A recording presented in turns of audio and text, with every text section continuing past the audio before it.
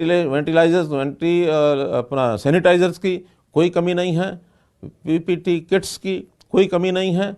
तो ये सारी चीज़ें पर्याप्त मात्रा में हमने उपलब्ध करा ली हैं। अगर हर दिन थोड़ा चैलेंज होता है तो ऑक्सीजन की उपलब्धि का होता है। ऑक्सीजन अभी तक जितनी हरियाणा में उत्पादन होता है उससे हमारा काम चल रहा है, लेकिन उसी को और आगे व्यवस्था को ठीक करते हुए हमने कुछ आपातकाल व्यवस्थाओं की भी चिंता की है। अभी तक जो लिक्विड हमारे पास जो ऑक्सीजन है, पानीपत के प्लांट से ज़्यादा हमको ऑक्सीजन मिलती है, जो इंडियन ऑयल कॉरपोरेशन का जो प्लांट है, लेकिन उसमें भी आवश्यकता पड़ने पर जो गैस फॉर्म है इसका ऑक्सीजन का, उसकी उपलब्धि भी हम करवाने की सुनिश्चित हमने किया है, जो बड़ी मात्रा में है। लिक्विड से भी 4 गुना ज़्यादा ये हमारी गैस की उपलब्धि होती है।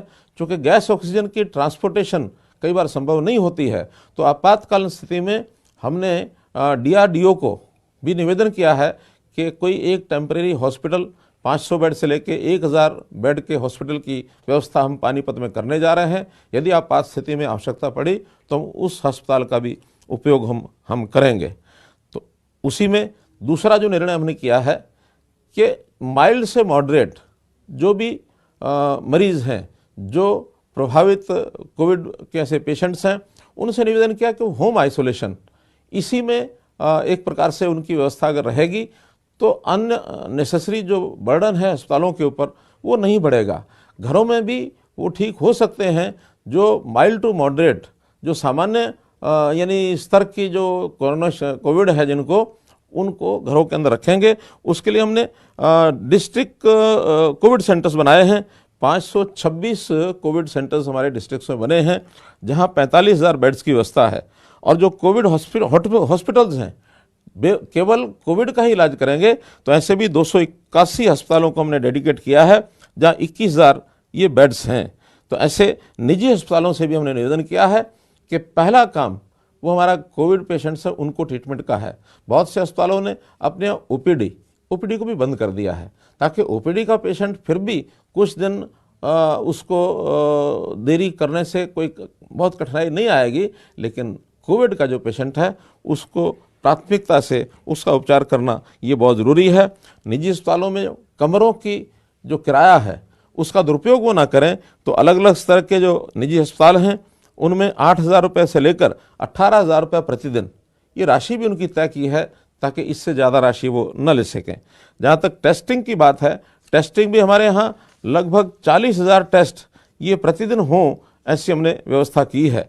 तो इस टेस्टिंग के लिए भी 500 रुपये का रेट ये प्राइवेट अस्पतालों के लिए तय किया है।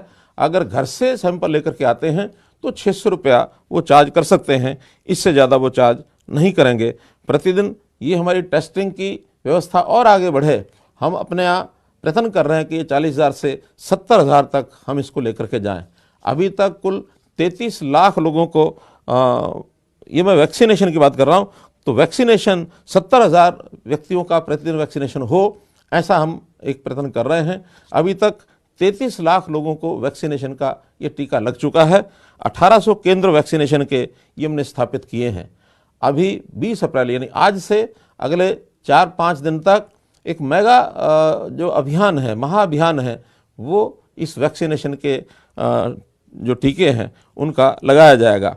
मैं आभारी हूँ प्रधानमंत्री नरेंद्र मोदी जी का, जिन्होंने ये कहा है कि 1 मई से 18 वर्ष तक की आयु के भी जितने नौजवान हैं, पहले अभी तक 45 वर्ष तक के लोगों को ही वैक्सीनेशन का टीका ये लगता था, अब 18 वर्ष से ऊपर भी 1 मई के बाद ये खुलने जा रहा है। तो ऐसे सब नौजवान साथियों को भी कहूँगा कि 1 मई के बाद वो भी वैक्सीनेशन का टीका ये लगवा लें।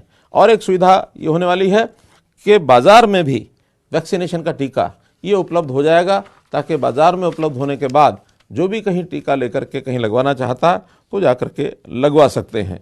अभी ऑक्सीजन की जहाँ तक बात है, मैं बेड्स की बात कर रहा था, तो हमारे पास 2131 ऐसे बेड्स ऑक्सीजन के उपलब्ध हैं। आईसीयू के बेड्स भी उपलब्ध हैं।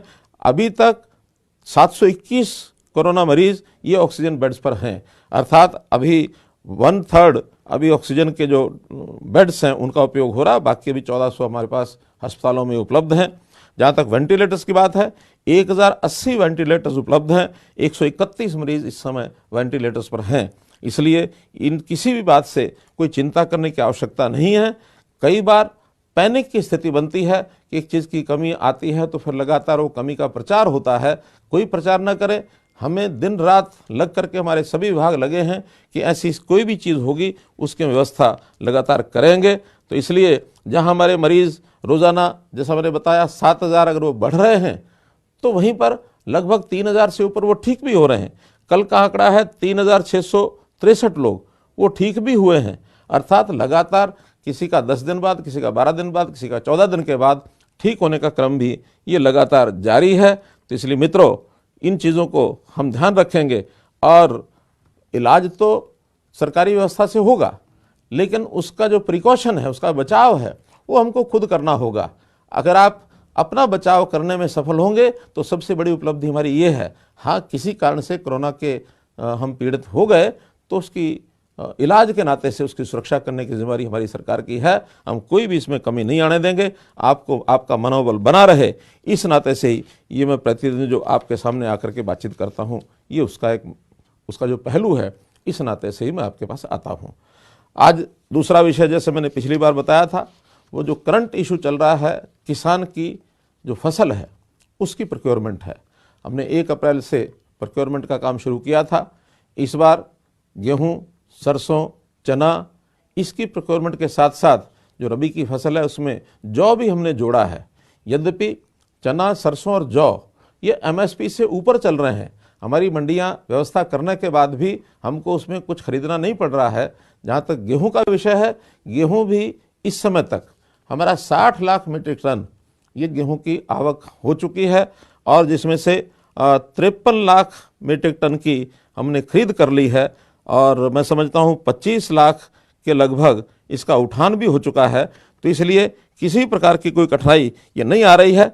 मंडियों के अंदर कुछ दिनों में आवक थोड़ा ज़्यादा हुई थी, ग्लटिंग हुई थी। हमने 2 दिन के लिए निवेदन किया था कि थोड़ा रोक करके अगर लाएंगे तो फिर मंडियों की व्यवस्था ठीक हो जाएगी। आज की स्थिति में मंडियों की स्थिति एकदम सही है, कहीं कोई कठिनाई आती नहीं है।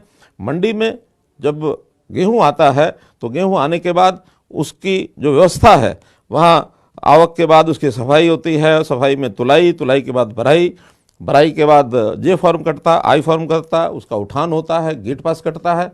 गेट पास कटते ही उसका जो टाइम है वो हम शुरू कर देते हैं कि गेट पास के दिन के छोड़कर अगले 3 दिनों के बाद अगर पेमेंट नहीं होती है तो उसको देरी माना जाता है, और देरी अगर होती है तो उसकी जो पेमेंट आती है साथ में उसका ब्याज भी उसको मिलेगा। ऐसी हमने व्यवस्था का प्रबंध किया है। अभी तक किसानों को सीधी पेमेंट इस बार चूँकि पहली बार कर रहे हैं तो 2336 करोड़ रुपए की पेमेंट ये सब किसान को सीधी जा चुकी है, उनके खातों में चली गई है। और आज ही हमने हिसाब लगवाया कि इसमें से देरी कितनी हुई है। केवल 1 किसान ऐसा है जिसकी 10 दिन की देरी हुई, 3 किसान ऐसे हैं जिसकी 9 दिन की देरी हुई है, और बड़ी मात्रा में जो किसान ऐसे हैं जिनका 1 दिन की देरी हुई है। तो इस प्रकार से इस देरी के कारण से होने वाला जो इंटरेस्ट की अमाउंट है, 10,769 लोगों को ये जो ब्याज है ये भेजा जा चुका है। 7,80,000 रुपये ये पेमेंट ब्याज के खाते में ही उनको भेजी गई है, और ये पहली बार होगा कि उनको सीधा ब्याज जो है वो किसानों को ये मिलेगा। हमने इस बार मंडियों की व्यवस्था भी पर्याप्त की है। 396 मंडियाँ जो हमारी रेगुलर मंडियाँ हैं वो प्रोक्योरमेंट जैसे पहले काम करती थी इस बार कर रही हैं। साथ में 77 खरीद केंद्र ये भी बनाए गए हैं, क्योंकि जहाँ कहीं ग्लटिंग हुई, भीड़ ज़्यादा हुई, तो वहाँ पर पास के जो खरीद केंद्र हैं उसमें वही सारी व्यवस्थाएं करके और ये सब हमने किया है। मित्रों, इस बार जो देखा है हमने कि जो हमारी पहले की व्यवस्था है, मेरी फसल मेरा ब्यौरा, लगातार हर साल उसमें सुधार होते जा रहे हैं। 3 वर्ष से मेरी फसल मेरा ब्यौरा इस स्कीम के अंतर्गत हम किसानों को कहते हैं कि हर वर्ष अपनी बोई हुई फसल उसका पंजीकरण कराएं। पंजीकरण कराने के कई हेतु हैं।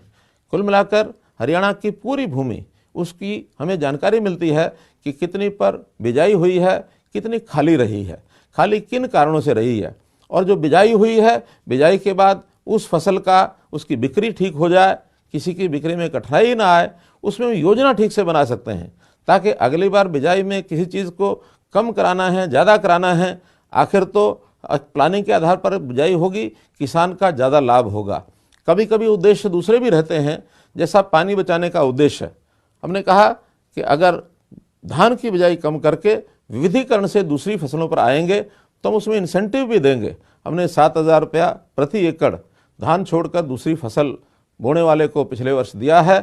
96,000 एकड़ में धान छोड़ा गया है, तो ये बहुत अच्छी पहल है। इस बार भी हम विचार करते हैं कि इस 96,000 को हम आह्वान करेंगे कि 2 लाख एकड़ ज़मीन इस पर धान कम करके चाहे कपास बिजाई की जाए और चाहे मक्का बिजाई की जाए अथवा अन्य फसलें जो इस समय की फसलें होंगी खरीफ की, उनकी बिजाई करेंगे, ताकि हमारी पानी की ये बचत होगी और धान के बजाय दूसरी ऐसी फसलें जो कैश क्रॉप्स हैं, जिसमें किसान की आमदन ज़्यादा हो सकती है, उस पर यदि जाएंगे तो उसका भी हमको लाभ मिलेगा। तो इस प्रकार किसान के पंजीकरण करने के बाद वो किसान जो अपनी फसल को बेचने के लिए आता है, अभी तक क्या होता था कि जो भूमि मालिक है, चाहे मुआवजे का पैसा हो चाहे फसल की बिक्री का पैसा हो, अगर मिलता था तो उसी को मिलता था। लेकिन हमने प्रावधान किया है कि नहीं, मालिक के अलावा जो खेतीहर है, जो किसान है, जो काश्तकार है, जो रजिस्टर करेगा, रजिस्ट्रेशन के बाद जो मंडी में अनाज लेके आएगा, ये पैसा उसी को मिलेगा। ये प्रावधान पहले नहीं होता था, ये हमने आने के बाद किया है और इससे बहुत बड़ा संतोष ये सब हुआ है। और हमने मंडियों में रजिस्ट्रेशन के समय एक बात और की है, परिवार पहचान पत्र, इसको भी जोड़ा है ताकि उस किसान की परिवार की सारी जानकारियाँ वो उसके साथ जुड़ी हुई हैं, तो उस किसान को कितना उसमें लाभ होता है, पिछले वर्षों में वो क्या कर रहा था, आगे उत्तरोत्तर कैसे वो बढ़ रहा है, तो उसका एक डाटा भी हम मेंटेन करना चाहते हैं जिसका उसको एक लाभ होने वाला है। तो मित्रों, हम किसानों के भले के लिए, जैसा प्रधानमंत्री जी ने कहा था कि हम 2022 किसान की आय डबल करना चाहते हैं। अब ये ठीक है कि बीच में ये जो एक वर्ष और अब दूसरा वर्ष भी कोरोना का एक जो प्रकोप है, इसके कारण से हो सकता है कुछ योजनाएं हमारी उस गति से आगे न बढ़ पाएँ, लेकिन फिर भी हमारी कोशिश रहेगी कि हर काम से ऐसा सिस्टम बनाया जाए कि किसानों को हम उसकी आय जो है वो डबल करा सकें। ये ठीक है कि कुछ बातों का भ्रम कुछ बंधुओं में ऐसा फैला दिया जाता है, लेकिन उस भ्रम को दूर करने के लिए भी जैसे जैसे व्यवस्थाएं आगे बनेंगी, किसान को अपने आप समझ में आएगा कि हमारे हित में क्या है और हमारे अहित में क्या है। तो किसान के हित में जो हो उसको किसान स्वीकार करता जाए, और किसान के हित में कोई चीज़ नहीं है तो उसको स्वीकार करने की भी आवश्यकता नहीं है। किसान के ऊपर किसी प्रकार का दबाव डाल करके कोई चीज़ बनवाने का कोई इरादा न केंद्र सरकार का है, न हमारा हरियाणा सरकार का है। इसलिए इस बात से बिल्कुल आश्वस्त रहें, ये मैं उनको एक प्रकार से और विश्वास दिलाना चाहता हूँ। किसानों के हित के लिए एक नई योजना बना रहे हैं, किसान मित्र योजना। और इस किसान ये मित्र योजना में हम कुछ वॉलंटियर्स को रजिस्ट्रेशन उनका कराएंगे, ताकि कुछ ऐसे किसान अपने आसपास के छोटे किसान जिनकी छोटी जोत है, ऐसे किसानों को कैसे लाभ हो उनके साथ जोड़ करके उनको समझा सकें। तो ऐसे किसान मित्र योजना बहुत जल्दी शुरू होगी। उससे पहले कुछ किसानों को वॉलंटियर इस नाते से हम कहेंगे वो पंजीकरण कराएंगे, ताकि अपने आसपास के किसानों का वो भला करने के लिए उनका जो आर्थिक मैनेजमेंट है वो कैसे कर सकते हैं, कौन सी फसल की बुआई करनी है, किस में ज़्यादा लाभ होता है, या समय समय पर आकस्मिक किसी भी परामर्श की आवश्यकता होती है तो वो सब लोग उसमें दे सकें। एक अंतिम विषय में ये भी कहना चाहूँगा कि हमने एक और योजना ली है गरीबी उन्मूलन की, और जिसके अंदर मुख्यमंत्री अंत्योदय परिवार उत्थान योजना। उस योजना में जो भी परिवार न्यूनतम आय वाले हमको 1 लाख मिलेंगे, तो ऐसे 1 लाख परिवारों की आय कैसे बढ़ाई जाए, इसके लिए सब विभागों से मिलकर के योजना बना ली गई है। विभिन्न प्रकार के काम उनको बता दिए गए हैं, और उसका प्रारंभ जैसा परिवार पहचान पत्र का विषय मैंने बताया था, उस परिवार पहचान पत्र में पूरा उनका जो डाटा होगा, परिवार के सदस्यों की संख्या कितनी है, उनकी उम्र कितनी है, उनकी शिक्षा क्या क्या हुई है, व्यवसाय क्या करते हैं, आय क्या है, और फिर इस सब का वेरिफिकेशन सेल्फ डिक्लेयर्ड जो किसान ने अपने आप भरवाई है उसके वेरिफिकेशन करने की सिस्टम भी हमने बनाया है। लोकल कमेटीज़ का गठन किया है, जिसके अंदर 2 सरकारी आदमी होंगे, 3 पब्लिक के आदमी होंगे। तो ऐसे 5 लोग मिल करके उसके बताए हुए डाटा को वो वेरीफाई करेंगे, और वेरीफाई करने के बाद फिर उसमें जो 1 लाख परिवार निकलेगा उनकी सहायता करने के लिए हम आगे बढ़ाएंगे। अभी तक वेरिफिकेशन करने के लिए 4.5 लाख परिवारों को हमने क्षेत्र में ये जो लोकल कमेटीज़ हैं उनको ये डाटा भेज दिया है। वेरिफिकेशन चल रही है, और उस वेरिफिकेशन के बाद 15,000 परिवार वापस एक प्रकार से डाटा उनका पहुंच चुका है। उन 15,000 परिवारों को संपर्क करके क्या वो काम कर सकते हैं, कोई अपना व्यवसाय कर सकते हैं, कहीं छोटी नौकरी कर सकते हैं, कोई मजदूरी कर सकते हैं, कोई पशु बांध करके उसके दूध के बाद उसका जो आर्थिक उपार्जन जो उन्होंने करना है वो कर सकते हैं, छोटा लघु उद्योग कर सकते हैं। कोई परिवार ऐसा भी हो सकता है कि बहुत ही लाचार परिवार हो, शायद कुछ भी ना कर सके, उसकी भी व्यवस्था विचार करेंगे। लेकिन योजनाएं अब पहले की तरह नहीं चलेंगी कि केंद्र की योजना आ गई, प्रदेश की योजना आ गई, हमने प्रचारित कर दिया और लोग अपने आप मांगने आते हैं। पहले मांगने आते थे, फिर हमने उसके लिए एक अलग व्यवस्था की थी, उसके लिए सरल केंद्र बनाए थे, अंत्योदय केंद्र बनाए थे कि वहाँ जा कर के अपने फार्म को भर दो और सुविधा आपको वहीं घर बैठे मिलेगी। अब उससे भी सरल हम कर रहे हैं कि ऐसे परिवार जिनकी आवश्यकता है, जो पात्र परिवार हैं, ऐसे पात्र परिवारों को घर में जा कर के उसको किस योजना का लाभ हो सकता है, शायद उसको पता भी नहीं होगा कि सरकार के लोग उसके घर में आने वाले हैं, लेकिन उसके घर जाकर और उसकी व्यवस्था की जाएगी ताकि उसका जीवन यापन वो ठीक से हो सके। तो ये काम हम अभी करने वाले हैं ताकि हर परिवार वो सुखी परिवार हो। पंडित दीनदयाल उपाध्याय ने कहा है कि किसी समाज को यदि आप सुखी करना चाहते हैं तो सुखी करने के लिए सबसे आवश्यक है कि उस समाज का जो न्यूनतम सीढ़ी पर, छोटी छोटी सीढ़ी पर, आखिरी सीढ़ी पर खड़ा व्यक्ति, वो यदि प्रसन्न होगा तब सुखी समाज की कल्पना की जा सकती है। तो ये अंत्योदय का अभियान ये चला करके हम इस कार्य को आगे बढ़ाएंगे। ये हमारी सरकार का संकल्प है और बहुत जल्दी इसके जो परिणाम हैं वो हमारे सामने आएंगे। तो इस नाते से एक सुखी समाज की कल्पना हम करना चाहते हैं। यही आज के लिए आपके साथ मैं बातचीत करने के लिए आया हूँ। बहुत बहुत धन्यवाद, बहुत बहुत आभार।